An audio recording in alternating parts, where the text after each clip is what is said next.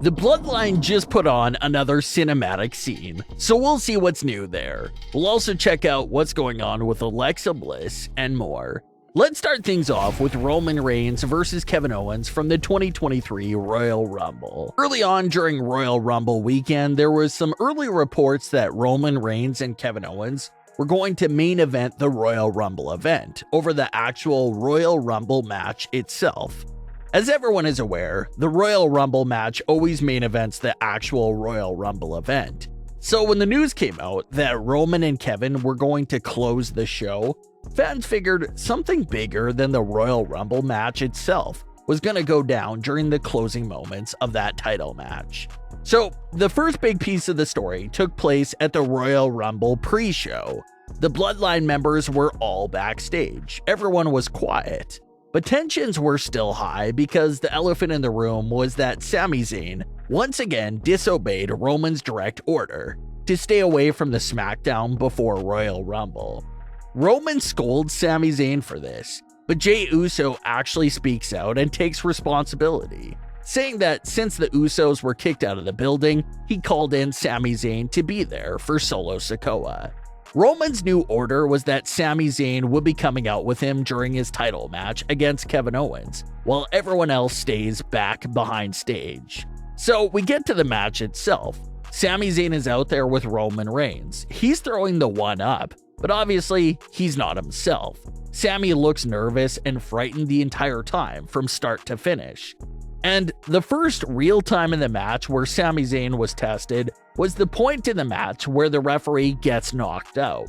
Roman orders Sami Zayn to get him a steel chair. Sami takes forever to find the chair, and then once he gets the chair in his hands, he thinks about it and hesitates for a moment before giving it to Roman. And it was that hesitation and stalling that allowed Kevin Owens to dodge the chair attack and get the upper hand for a moment. But ultimately, it's not enough, and Roman Reigns comes back to win the match against Kevin Owens. And this, of course, is where the Bloodline took things to the next level. Defeating Kevin Owens wasn't enough for Roman Reigns. It looks like Roman already had a post-match attack planned for Kevin Owens. That's why all the other Bloodline members came out with everything that Roman requested, such as the handcuffs.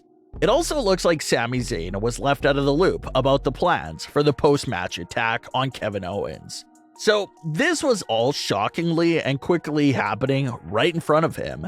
The Bloodline handcuffs Kevin Owens to the ropes, and they all go at it with him. Roman Reigns is in a position to slam Kevin Owens right in the head with the steel chair, but Sami Zayn steps in the way. And Sami's explanation was pretty reasonable. He was saying that Roman already won. He made his point, and how this post-match beatdown was beneath him.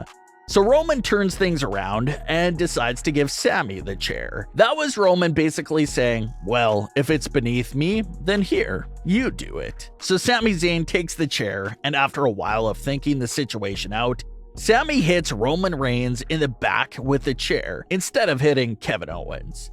The moment was definitely meant to mirror the Shield's moment of betrayal when Seth Rollins betrayed Roman Reigns by hitting him in the back with a steel chair. So similar situation here, Roman Reigns basically gets betrayed again by someone who he thought was dedicated and close to him. So Roman, Jimmy, and Solo Sikoa all instantly jump all over Sami Zayn and take him out. But it was Jey Uso who quietly stood in the corner and looked like he was still unsure if Sami had truly done anything wrong or not. You can hear Jimmy and Roman reminding Jey that Sami wasn't his brother and to look at what he just did. But Jey doesn't budge and eventually rolls out of the ring and walks up the ramp by himself, while the Bloodline continues to attack on Kevin Owens and Sami Zayn. Everyone thought that day that Sami Zayn gets kicked out of the Bloodline would be one of the most glorious days of Jey Uso's life, since he always hated Sami. But now we see such a big twist and a completely different story and outcome following Sami's removal from the Bloodline. Instead of Jey celebrating and enjoying the moment, Sami Zayn's courage to hit Roman and take a stand has awakened something within Jey.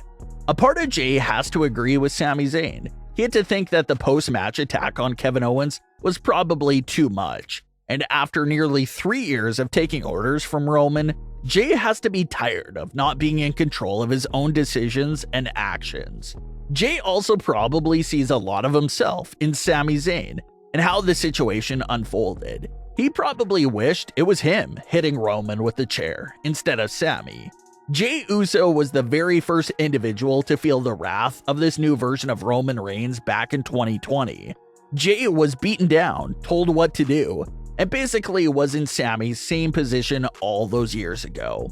So to see that exact situation pretty much happening again probably reminded him of 2020. And like we saw in the court segment as well, Jey Uso is well aware that Sami Zayn never had a single bad intention towards the Bloodline. He was loyal and wanted nothing in return from them. Plus, Sami added more depth and manpower to the Bloodline's numbers.